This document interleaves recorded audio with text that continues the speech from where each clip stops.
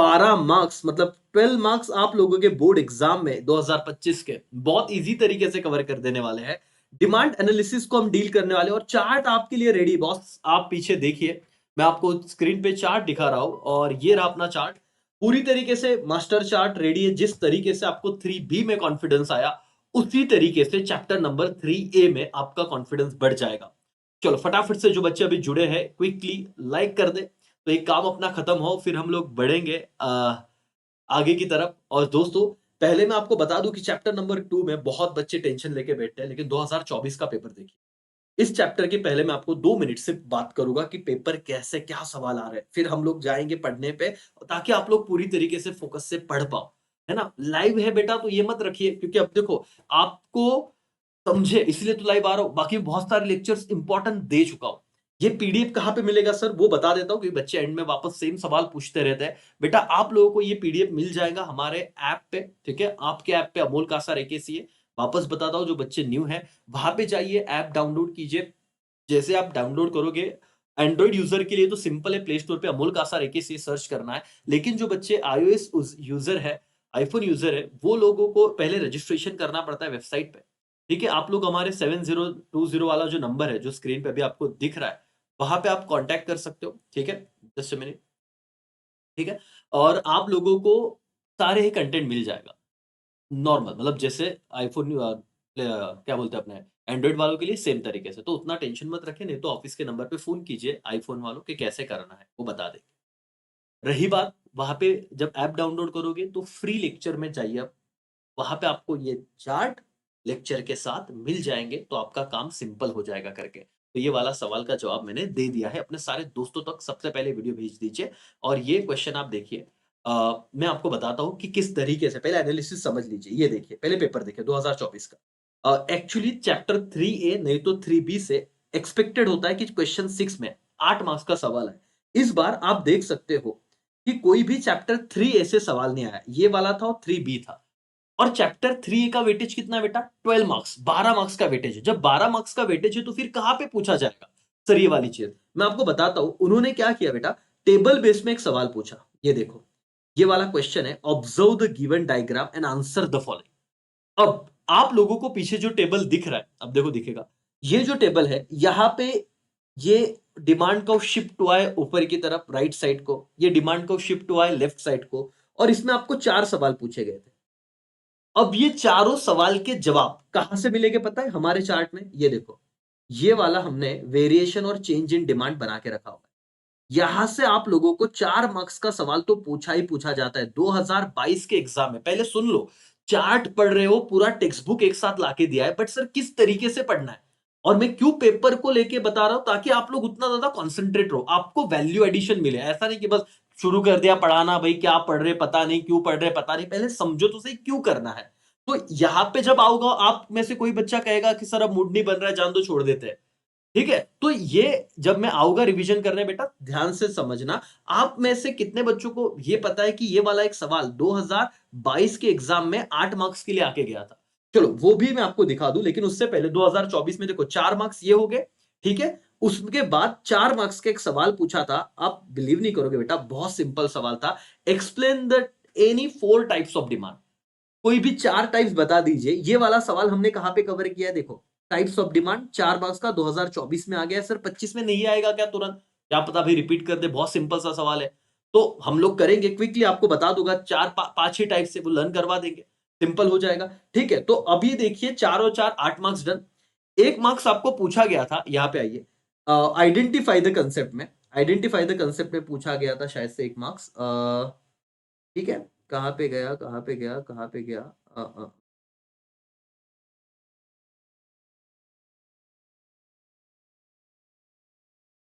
ठीक है, देखो, हाँ, due to mandatory use of mask during corona epidemic, demand for mass production, producing labour has increase. तो अब डिमांड बढ़ा हुआ है, तो इसे चेंज इन डिमांड कहा जाएगा कि ऐसे कुछ तो कंसेप्ट था। आप देखिए 10, 1 मार्क्स आपको यहाँ पे दिखेगा। ये देखो, give economic term, more quantity demanded due to change in the favourable factor determining demand, other other than क्या बेटा, प्राइस।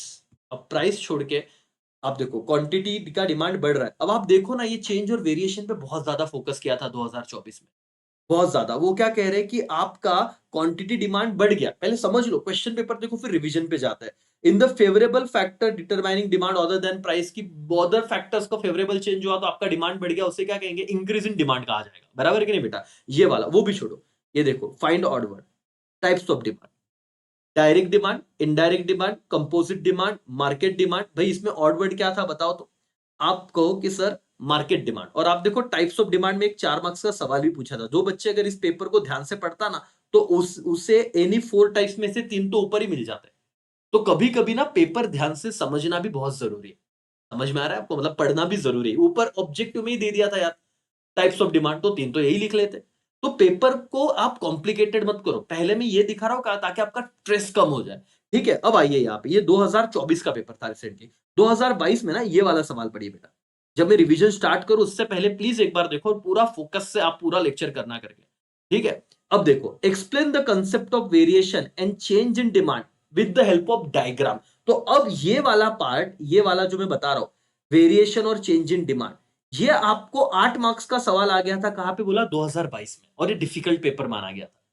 तो डिफिकल्ट इजी ऐसे कुछ नहीं होता। अब तक मैं आप लोगों को जो रिवीजन करवा चुका हूं बेटा, उम्मीद है आपने सब देखा होगा। और 8 मार्क्स का आने के बाद 12 ही मार्क्स है, तो 4 ही मार्क्स का ऊपर आएगा। सिंपल है, 12 के ऊपर कुछ भी नहीं जाएगा। कैसे सर, ये आपने वेटेज देख लिया है। आज हम इस चैप्टर पे है, यहां तक मैं आपको सब कुछ करा चुका हूं। आज हम 3A पे है बेटा, बाकी आपका सब कुछ हो चुका है। रिवीजन क्विक वीडियो है, 1-1 घंटे में सब कवर किया है। आज टाइम लगा तो चलेगा, बट बॉस पूरा ही चार्ट वाला वीडियो देख लेना। पक्का देख लोगे बेटा, ऑलरेडी 3A 3B पे रेगुलर वीडियो दे चुका हूं, लेकिन ये चार्ट फॉर्म में आपका कॉन्फिडेंस बढ़े, पेपर भी दिखाया, बहुत डिफिकल्ट नहीं आता, पूरा पेपर यही से आता है करके। ठीक है, इसी चार्ट में से आएगा। आप ये देख लीजिए चार्ट कहां पे मिलेगा, वो भी बता दिया। देखो चलो अब रिवीजन शुरू करते हैं बिना समय गवाए। दोस्तों पूरा ध्यान यहाँ पे होना चाहिए। अब मैंने आपको क्यों पढ़ना है, कैसे पढ़ना है, पेपर सिंपल होता है, सब बता दिया। सबसे पहले हम लोग डिमांड में देखते हैं, डिमांड का formula. What is demand, economics में डिमांड क्या होता है, बहुत ही क्विकली बताऊंगा। ये सब कुछ रटना नहीं होता है टेक्स्ट बुक में से, सिर्फ आपको समझना है सर कि किस तरीके से हमको वो चीजें याद आए करके। सी बेटा, उन्होंने क्या कहा है कि जब कोई भी डिमांड में ये वाली चीजें आएगी, डिजायर है ना, इच्छा, प्लस विलिंगनेस टू पे, पैसा भी होना चाहिए, एबिलिटी टू पे, पैसा होना चाहिए, और पैसा खर्चा करने की इच्छा होनी चाहिए। तो जब ये 3 चीजें बनेगी, डिजायर, एबिलिटी टू पे और विलिंगनेस टू पे, इसे क्या कहा जाता है बेटा, इसे डिमांड कहा जाएगा इकोनॉमिक्स में। बस इतना याद रखिए, बाकी आपको कोई रटने की जरूरत नहीं, और ऐसा कोई भी चीज डायरेक्टली पूछते भी नहीं। ठीक है, एग्जाम्पल के तौर पे एक एक बार पढ़ लेते हैं कि पुअर पर्सन वांट कार। अगर किसी गरीब को कार खरीदनी है, उसका डिजायर तो है, लेकिन उसके पास ना पैसा है, और पैसा नहीं है तो खर्चा भी कैसे करे। ठीक है, तो इसीलिए इसे वांट, इसे डिमांड नहीं कहा जाएगा।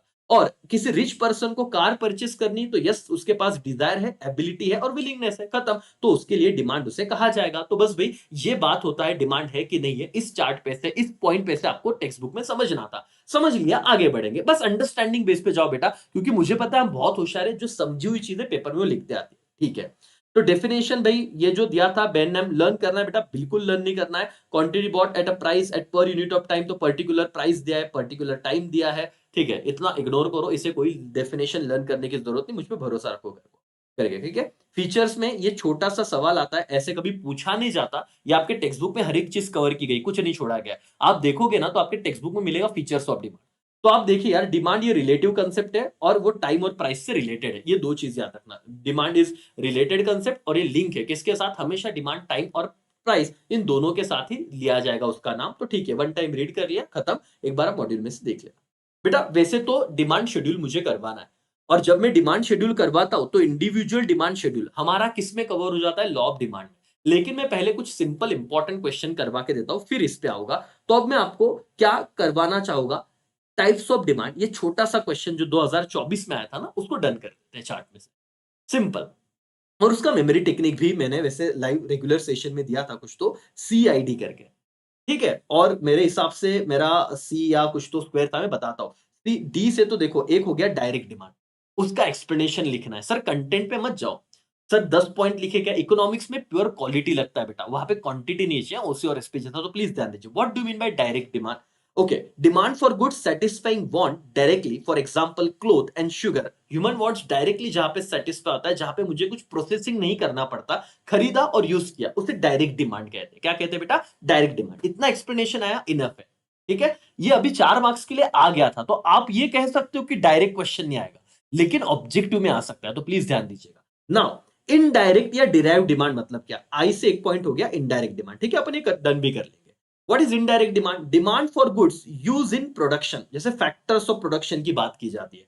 ठीक है, वर्कर इन शुगर फैक्ट्री, है ना, तो जो भी है, तो जो प्रोडक्शन में गुड्स को यूज करते हैं हम लोग, कहां पे बेटा? प्रोडक्शन में। ये इतना लैंग्वेज को याद रखना। ऐसे गुड्स का डिमांड जो कहां पे यूज होता है? प्रोडक्शन में।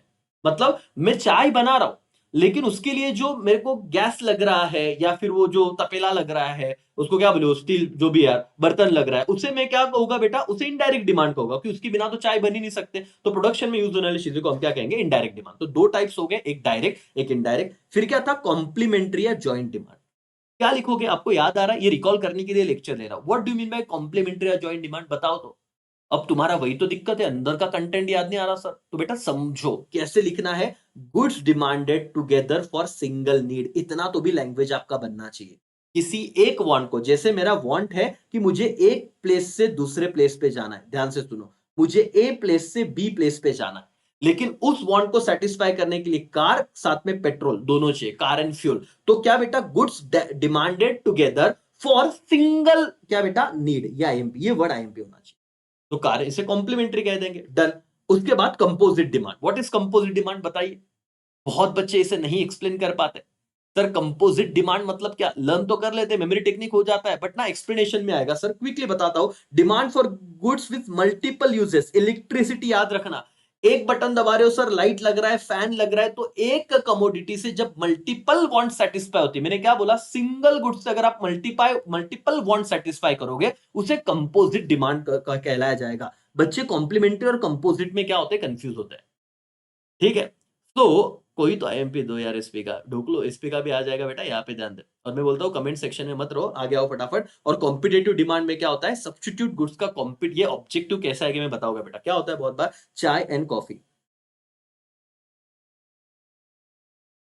अगर तुम चाय पी रहे हो तो बट ऑब्वियस कॉफी पे उसका इंपैक्ट आने ही वाला है।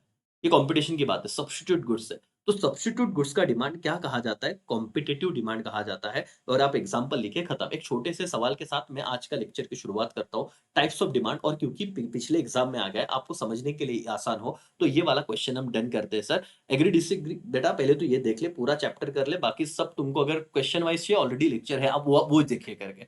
जिन बच्चों को लगता है सर क्विक रिवीजन हो जाना चाहिए बॉस, यहाँ पे रहिए। जिनको लगता है बॉस कि सर नहीं सर, अभी हमको ना ये ऐसा पूरा चैप्टर नहीं करने का, आईएमपी क्वेश्चन दीजिए, आईएमपी मतलब क्वेश्चन वाइज वीडियो दीजिए, ऑलरेडी अवेलेबल है। वो ऑलरेडी पोस्ट कर चुका हूँ, 5 घंटे का वीडियो डाल चुका हूँ, देख ले। लाइव में आप लोगों का फायदा है, यहाँ पे जितना कंसेप्ट रहोगे उतना ज्यादा दिमाग में जाएगी चीज। ठीक है, चलो एवरीवन क्विकली क्विकली क्विकली। और बाकी जो कमेंट बॉक्स में वो फेल हो जाएंगे अननेसेसरी चैट वाले, ठीक है ना, टीचर का ये बददुआ होगा। तो बाकी बददुआ वाले एक्सेप्ट ना करें, पढ़ने वाले बच्चे ध्यान दे, मोबाइल कमेंट ऑफ ऑफ करके आप सामने रख दो, फिर मेरे लेक्चर पे ध्यान दो। चलो मेरे को सवाल बताओ क्या है। मेरा क्वेश्चन मैं आपके सामने रिपीट करने जा रहा हूँ। सर क्या क्वेश्चन है, जरा बताइए। टाइप्स, इसमें ऑब्जेक्टिव आने वाला 1 मार्क्स का, ऐसे समझ के चलो। मुझे बताओ, एक क्या था? Direct demand. कोई दिक्कत नहीं है, डायरेक्ट में कोई प्रॉब्लम नहीं आता। इनडायरेक्ट, इनडायरेक्ट में भी कोई प्रॉब्लम नहीं आता। ठीक है, यहाँ पे क्लॉथ, क्लॉथ का एग्जांपल, यहाँ पे फैक्टर्स ऑफ प्रोडक्शन का। प्रॉब्लम कहाँ पे आता है वो बताता हूँ। प्रॉब्लम आता है कॉम्प्लीमेंट्री, कॉम्प्लीमेंट्री, कॉम्पिटेटिव और कंपोजिट में। एक्सप्लेन नहीं करते आता। क्या आपको याद आ रहा है क्या? तुरंत बताओ। सीआईडी से सी आई थिंक सो 3 बार था, आई और डी 1 बार, ऐसे मेमोरी टेक्निक है। चलो कॉम्प्लीमेंट्री में क्या एग्जांपल लिखोगे कि जब दो गुड्स मिलके कितना वांट सेटिस्फाई कर रहे हैं? सिंगल, उसे क्या कहेंगे? कॉम्प्लीमेंट्री डिमांड या जॉइंट डिमांड। अच्छा, कंपोजिट क्या कहोगे बोलो? कंपोजिट का मतलब जब सिंगल गुड्स मिलके मल्टीपल वांट सेटिस्फाई कर रहे हैं। क्या बेटा? मल्टीपल। इतना तो तेरे को आइडिया होना चाहिए, बस तेरी पढ़ाई हो रही है। तो इसे कहेंगे कंपोजिट। कॉम्पिटेटिव मतलब क्या? सब्स्टिट्यूट गुड्स का जो डिमांड है, सब्स्टिट्यूट, उसे क्या कहा जाएगा? कॉम्पिटेटिव। ये कहां पे आ सकता है? कोरिलेशन। कोरिलेशन में क्या आएगा बेटा? जैसे कि यहां पे आ जाएगा कॉम्प्लीमेंट्री दिया रहेगा, कॉम्प्लीमेंट्री, फिर ऐसा कोरिलेशन होगा जहां पे लिखा होगा कार एंड फ्यूल, मैं बता रहा हूं कि 1 मार्क्स में तेरी कैसे लग जाएगी, कार एंड फ्यूल। फिर तुझे कोरिलेशन में ऐसे डैश डैश दिया रहेगा, और फिर दिया होगा कॉफी एंड टी या जैगरी एंड शुगर। अब तुझे ये समझना है, मतलब देखो स्क्रीन पे आ जाएगा, तुम्हें ये समझना है, देखो ऐसे कोरिलेशन होगा, 1 मार्क्स का सवाल।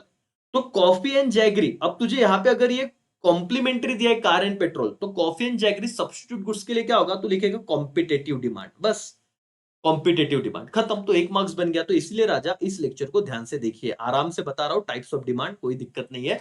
आप देखिए और समझिए कि आपको समझ में आ रहा है, और इस तरीके से पढ़िए, इसे कंसेप्चुअल पढ़ना कहते हैं। अब अगर आप कंसेप्ट नहीं लगाओगे तो लग जाएगी, फिर इको के पेपर में बोलना मत सर क्या हो गया समझाने। बता रहा हूं अभी भी मौका है बेटा, टाइम है, पढ़ ले, एक दिन में सारी चीजें नहीं होगी। Sir types of demand done. Okay sir, इसके बाद क्या हमें आप क्विकली डिटर्मिनेंट्स ऑफ डिमांड करा देते हो क्या? ठीक है, एक बार डिटर्मिनेंट्स देख लेते हैं, उसके कीवर्ड समझ लेते हैं, क्योंकि दोस्तों अगर आपने डिटर्मिनेंट्स कर लिए, तो मैंने जैसे लॉ ऑफ सप्लाई में आपको समझाया था, क्या समझाया था सर, कि लॉ ऑफ सप्लाई में मैंने समझाया था बस डिटर्मिनेंट्स के आगे आप लोगों को constant, no change, constant, constant ये वर्ड लगाने हैं, तो आप लोगों के अजम्पशन भी बन जाएंगे लॉ ऑफ डिमांड के, और मैं करवा के दूंगा, टेंशन मत लो। तो आपको डिटर्मिनेंट्स पे ध्यान देना है, जिस बच्चे के डिटर्मिनेंट्स डन हुए उसके असम्पशन भी डन हुए। मैं बता रहा हूं तो थोड़ा कनेक्ट कीजिए इको को, तो शायद सिंपल हो जाए। वैसे तो दुनियादारी बहुत हो गई, बहुत ट्राई कर लिया सर, लेकिन लगी रहे तो थोड़ा बहुत अगर फायदा हो गया तो अच्छी बात है। ओके चलो ध्यान दीजिए। सर और मैडम बताइए क्या क्या डिटर्मिनेंट्स है, डिमांड को किसकी वजह से फर्क पड़ता है, जरा मुझे बताइए। सबसे पहला है प्राइस, बट अंदर क्या कंटेंट लिखे सर वो प्रॉब्लम है। प्राइस तो हो गया, बट अंदर क्या लिखना है जरा बताइए। दोस्तों यहां पे आपका लैंग्वेज ये होना चाहिए क्या सर, कि lower the price higher the demand. ये बहुत इंपॉर्टेंट डिटर्मिनेंट है, ऐसे लिखिएगा आप, कि जब प्राइस लो होती है तो डिमांड बट ऑब्वियस ज्यादा होता है, क्योंकि हमने पढ़ा है कि कौन सा रिलेशन होता है बेटा, इनवर्स रिलेशन होता है between price and quantity demand.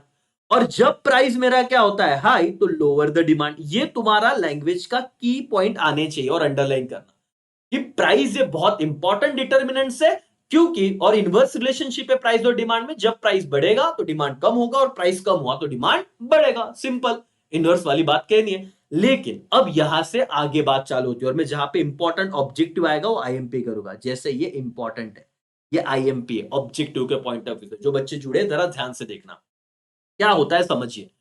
भाई और बहनों, दूसरा डिटर्मिनेंट है इनकम। में लिख के आप नोटबुक भी निकालना, मैं आपको लिखवा के दूंगा। और इतना करो बेटा, पर्पस क्या है, सिर्फ लेक्चर देखना नहीं, पर्पस ये कि लेक्चर के बाद कॉन्फिडेंस आना, मेरे को क्वेश्चन के साथ आंसर रिकॉल होना चाहिए। जरा मुझे बताइए टाइप्स ऑफ डिमांड कितने थे, एवरीबॉडी बताइए, मतलब खुद बोलिए, खुद बोलिए कितने डिमांड थे। सर सीआईडी वाला मेमोरी टेक्निक, आई से इनडायरेक्ट और डी से डायरेक्ट, ठीक है, तीनों को एक्सप्लेन कीजिए, बार बार मैं कराऊंगा तेरा खत्म हो जाएगा। सर सी से क्या था, 3 सी थे, कंपोजिट, कॉम्प्लीमेंट्री, और एक क्या था बोलो तो कॉम्पिटेटिव। ठीक है, एक बंदा पूछ रहा है हाय पूनम हाउ आर यू, ढोकले झंडू बम, जिंदगी ऐसे ही इधर तक आ गई है, इंस्टा स्नैपचैट कम पड़ा जो अभी यूट्यूब पे भी ढूंढ रहा है। ठीक है शुभम बेटा,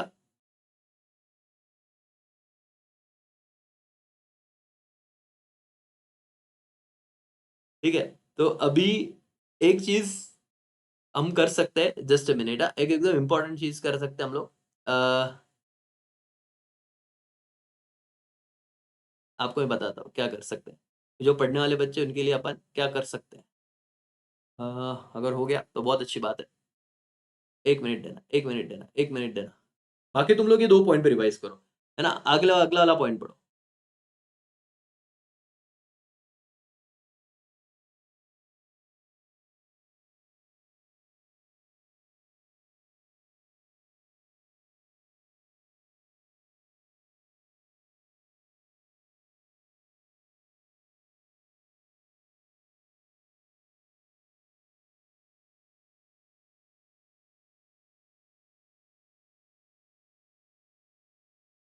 चलो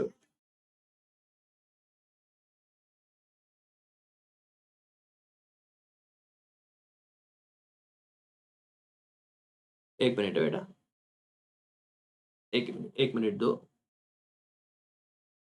और तब तक ये चार्ट बाकी के बच्चे पढ़े, मैं तुरंत ही लर्न करवा रहा हूँ, बट जस्ट अ मिनट, मुझे 1 सेकेंड दीजिए, 1 मिनट दीजिए सॉरी। और आप लोगों को तो पढ़ने वाले बच्चे स्पेशली उनके लिए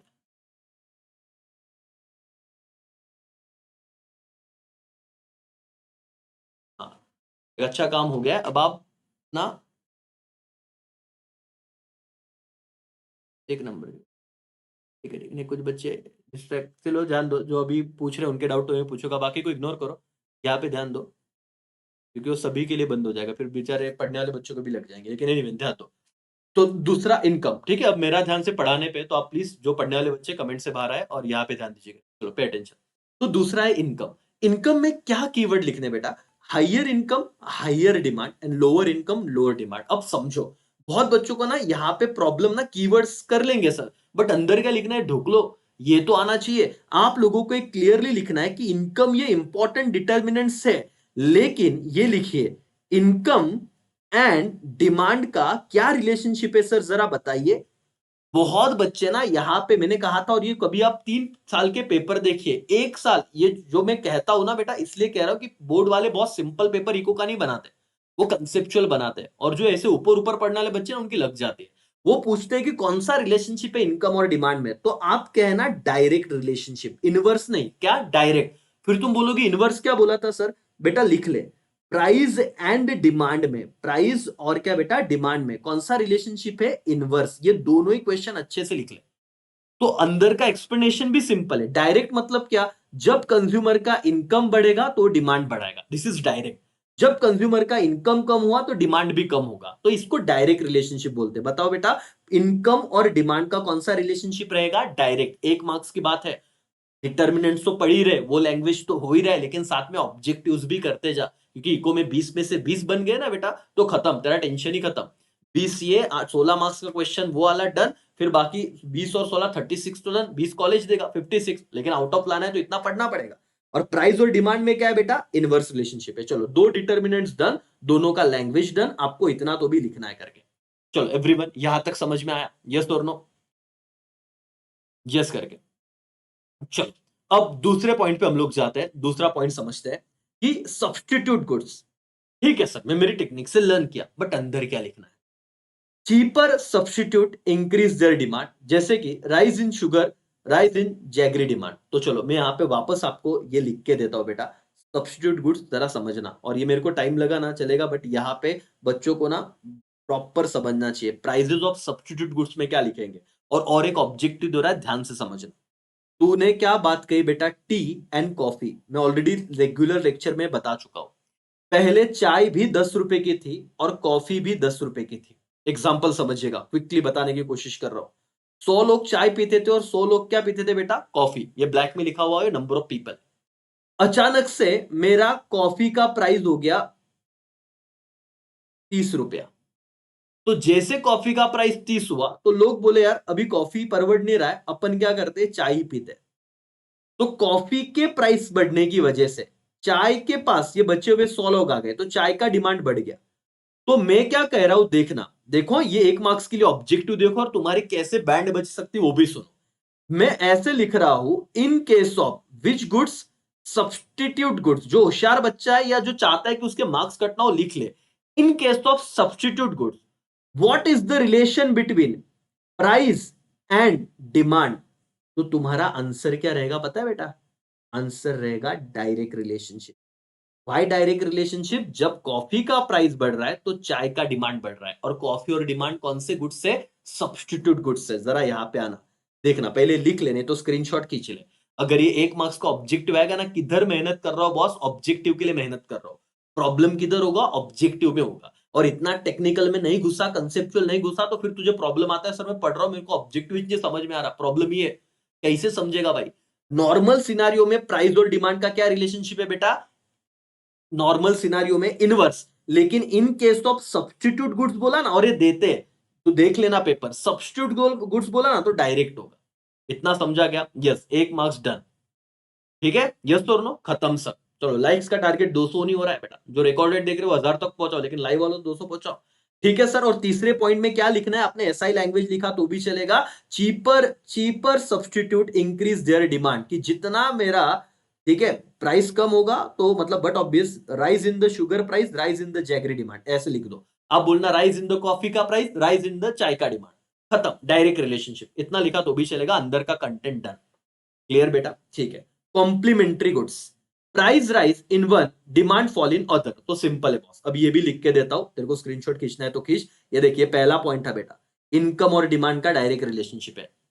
दूसरा पॉइंट है, प्राइस और डिमांड का इनवर्स रिलेशनशिप है। इन दोनों ही केस में कौन से गुड्स से, नॉर्मल गुड्स से, कोई प्रॉब्लम नहीं। लेकिन जब सब्सटीट्यूट गुड्स होगा, सब्सटीट्यूट मतलब क्या बेटा, चाय और कॉफी, उस केस में कौन सा रिलेशनशिप होगा, डायरेक्ट। और अगर कॉम्प्लीमेंट्री गुड्स रहा, कॉम्प्लीमेंट्री ये ना ऑब्जेक्टिव के लिए बोल रहा हूं, कोरिलेशन में भी आ सकता है, तो ध्यान से सुन। मतलब सर, अगर कार और पेट्रोल का एग्जांपल लेता हूं, कार और पेट्रोल, कि अगर कार का प्राइस बढ़ा तो लोग कार नहीं खरीदेंगे और बदले में पेट्रोल का डिमांड भी कम हो जाएगा। सिंपल, ये इनवर्स रिलेशनशिप ही है। कॉम्प्लीमेंट्री में कौन सा रिलेशनशिप है बेटा, इनवर्स। तो चलो मैं आपको कुछ बता रहा हूं, एक बार लिख ले तो खत्म हो जाए बात। मैं किसकी बात कर रहा हूं, रिलेशनशिप की। किसके बीच में, price and demand, price and demand. Objective के लिए बोल रहा हूं, कोरिलेशन के लिए बोल रहा हूं, लिख लेना, ट्रू और फॉल्स के लिए बोल रहा हूं। तीनों ही केस में काम में आएगा, 1 मार्क्स बनेगा। उसके अलावा अगर डिटर्मिनेंट्स ऑफ डिमांड आया तो भी अंदर का लैंग्वेज लिखते आएगा। सर क्या लिखना है, नॉर्मल गुड्स है तो कौन सा रिलेशनशिप है, इनवर्स। 3 बार बता रहा हूं बेटा। सब्सटीट्यूट गुड्स है तो कौन सा रिलेशनशिप है, डायरेक्ट। और कॉम्प्लीमेंट्री गुड्स है, ऐसा तो कभी बहुत बच्चों ने पढ़ा भी नहीं रहेगा, जिन्होंने पढ़ा रिवीजन हो रहा है, अच्छी बात है। कौन सा रिलेशनशिप रहेगा, इनवर्स। इसका स्क्रीनशॉट खींच लो, relation between price and quantity demand different. 3 point भी हो गए आपके, 3 पॉइंट भी हो गए। सर कोई आइडिया बताओ ना, कैसे कंसेप्ट याद रखना बेटा, यही आइडिया, मतलब ढुकली इतने जान डाल के पढ़ा रहा हूँ तो तू ये ध्यान देना, तेरा काम हो रहा है। इसके अलावा क्या चाहिए बेटा, बिना मेहनत के तो कुछ नहीं है जिंदगी में, until unless open book paper ना हो। ठीक है ना, तो उतना ध्यान रख, और बाद में अब जो बोल रहा हूँ उस पर फोकस कर। डिटर्मिनेंट्स में सर पॉइंट समझ रहा है, कंसेप्ट भी बताने की कोशिश कर रहा हूँ। पहला डिटर्मिनेंट से price, inverse relationship. Income direct, income बढ़ा तो नॉर्मल गुड्स का डिमांड भी बढ़ेगा। फिर आया सब्सटीट्यूट गुड्स, वहां पे क्या लिखेगा, डायरेक्ट। कौन सा रिलेशनशिप बेटा, डायरेक्ट रिलेशनशिप, मतलब price and demand of substitute goods have direct relationship. Coffee का प्राइस बढ़ा तो चाय का डिमांड बढ़ेगा। इतना ओन वर्ड में एक्सप्लेन कर, खत्म बात। फिर तू बोलेगा कॉम्प्लीमेंट्री गुड्स का प्राइस, यहां पे इनवर्स रिलेशनशिप है, तो पेट्रोल का प्राइस बढ़ा तो कार का डिमांड कम, खत्म। ओके, डिटर्मिनेंट्स का 5वां point, nature of product. Essential maintain demand despite of price change. ठीक है, जैसे कि यहां पे ब्लड प्रेशर का मेडिसिन हो गया, मतलब इसेंशियल गुड्स में आप देखोगे ये डिटर्मिनेंट्स ऑफ डिमांड है, नेचर ऑफ प्रोडक्ट।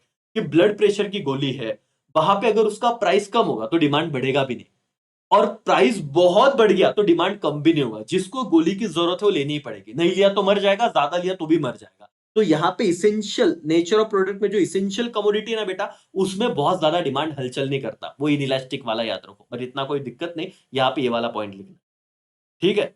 चलो नाउ, अब पॉपुलेशन साइज, यहां पे पॉपुलेशन साइज में क्या लिखेंगे हम लोग, ये तो तुम्हें पता ही है। Larger population higher demand, smaller population lower demand. जितना पॉपुलेशन ज्यादा उतना डिमांड ज्यादा, जितना पॉपुलेशन कम उतना डिमांड कम। ये इजीली आप एक्सप्लेन कर पाओगे determinants. Future price expectation IMP है, ये बच्चों को लिखते नहीं आता, ये आईएमपी है। तो ये स्टार मार्क कीजिए, और ये इसको भी आप स्क्रीनशॉट लिया तो भी चलेगा। अगर बायर, देखो ये किसके पॉइंट ऑफ व्यू से बेटा हम चैप्टर पढ़ रहे हैं, याद रखना, बायर के।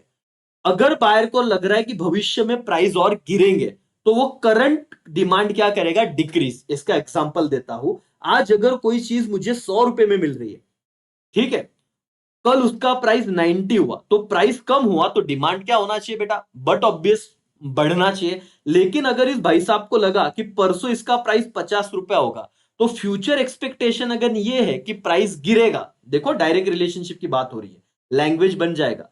फ्यूचर एक्सपेक्टेशन अगर बायर ये कर रहा है कि प्राइस फॉल होगा, तो उसका करंट डिमांड भी क्या होगा, डिक्रीज। और फ्यूचर एक्सपेक्टेशन बायर का ये कि भविष्य में प्राइस बढ़ेगा, तो उसका करंट डिमांड क्या हो जाएगा, इंक्रीज। इतना लैंग्वेज तुझे इस पॉइंट में लिखना ही पड़ेगा।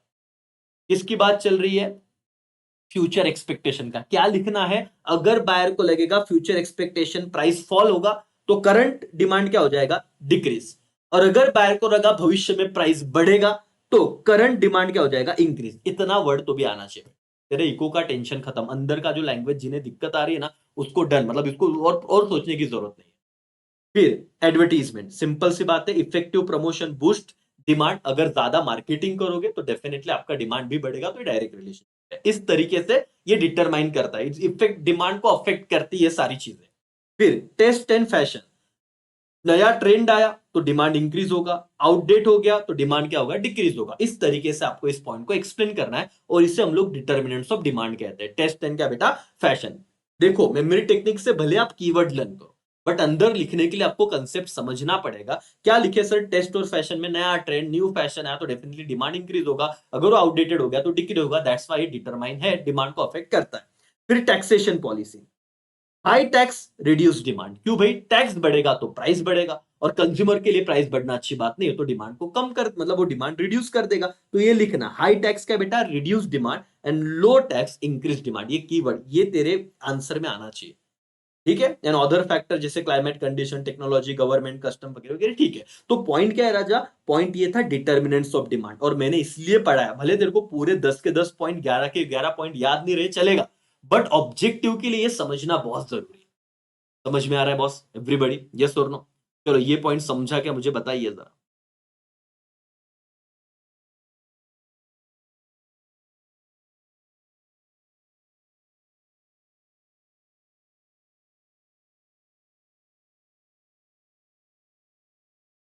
आवाज आ रहा है बेटा?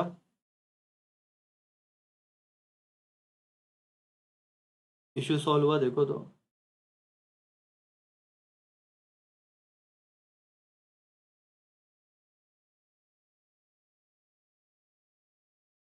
ठीक है, इश्यू सॉल्व हुआ देखो फटाफट।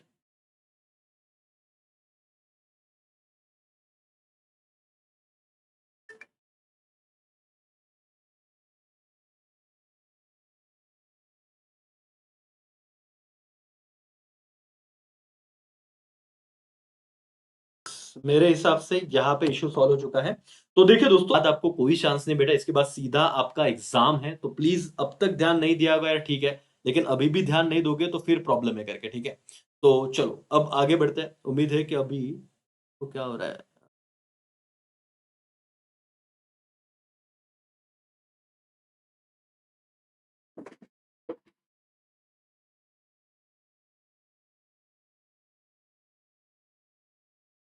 है कि अभी आ गया, नेटवर्क का error क्यों दिखा रहा है?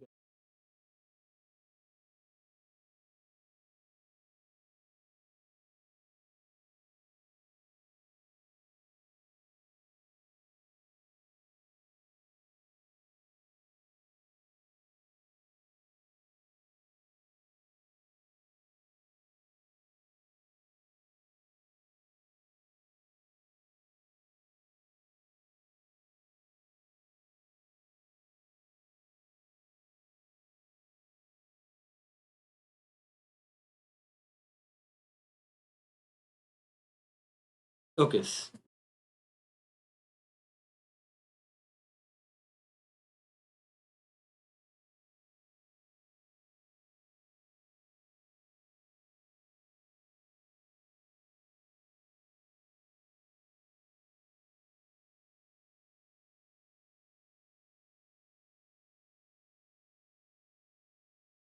ठीक है ठीक है, थोड़ा टाइम दो, हो जाएगा एरर सॉल्व, लेकिन आज ये चैप्टर हमें कंप्लीट करना है बॉस।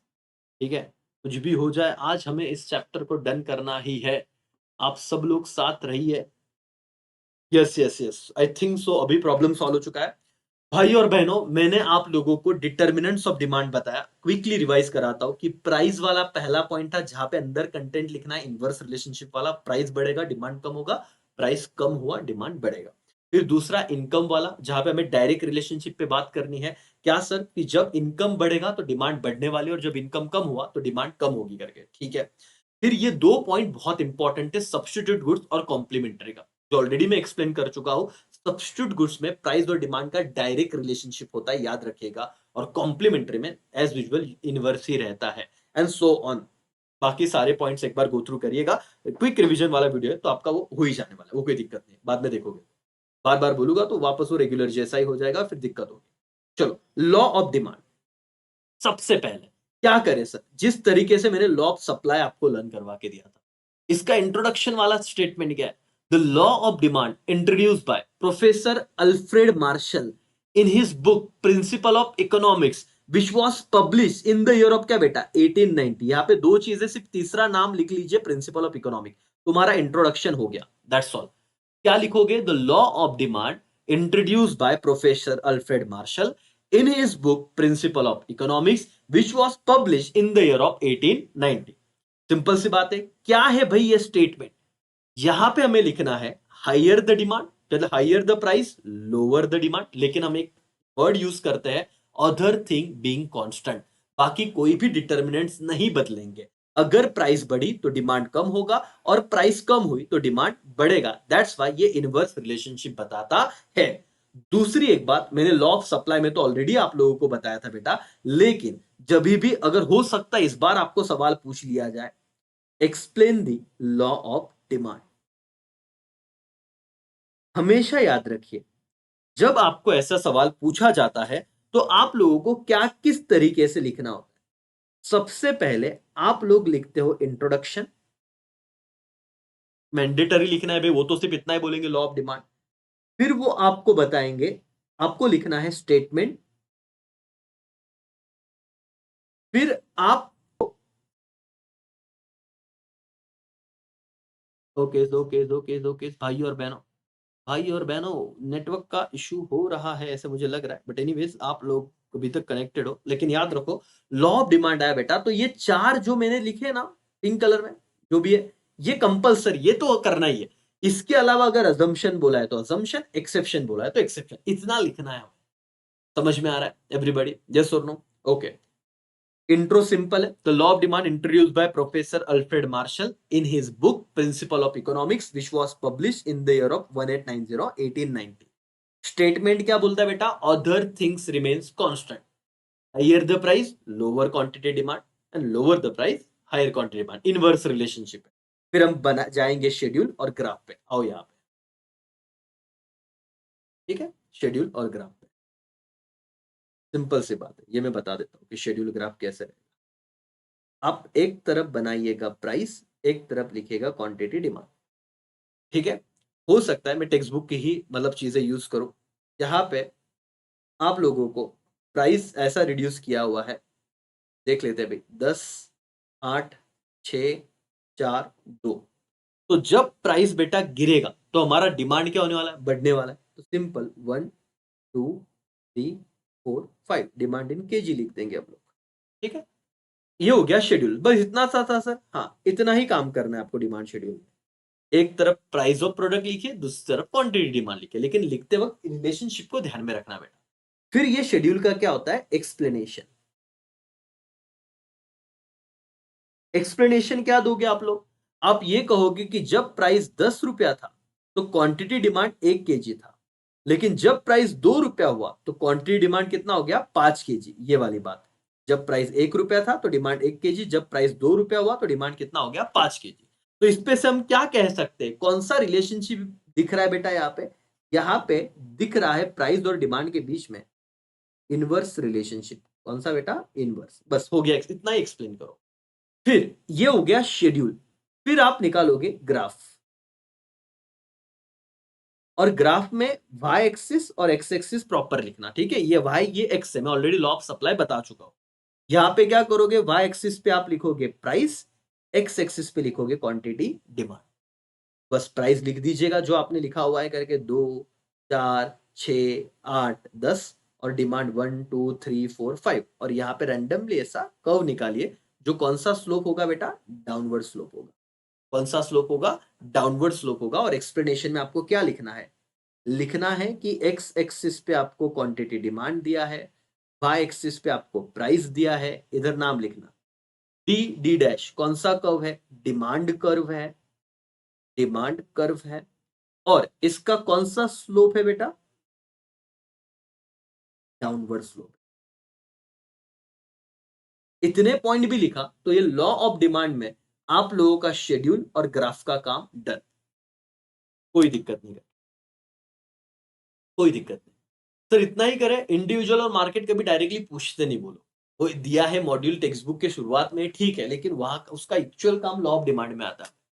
तो हमारा शेड्यूल डन, ग्राफ डन।